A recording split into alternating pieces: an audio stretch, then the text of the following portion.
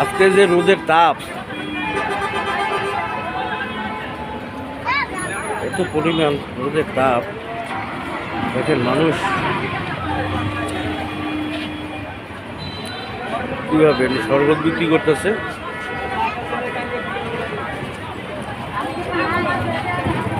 দেখেন আখের রস বিক্রি করতেছে।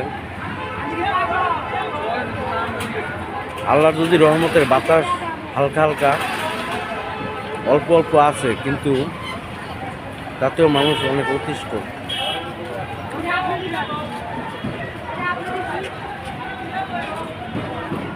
এত গরম। গাজীপুর চৌরাস্তা,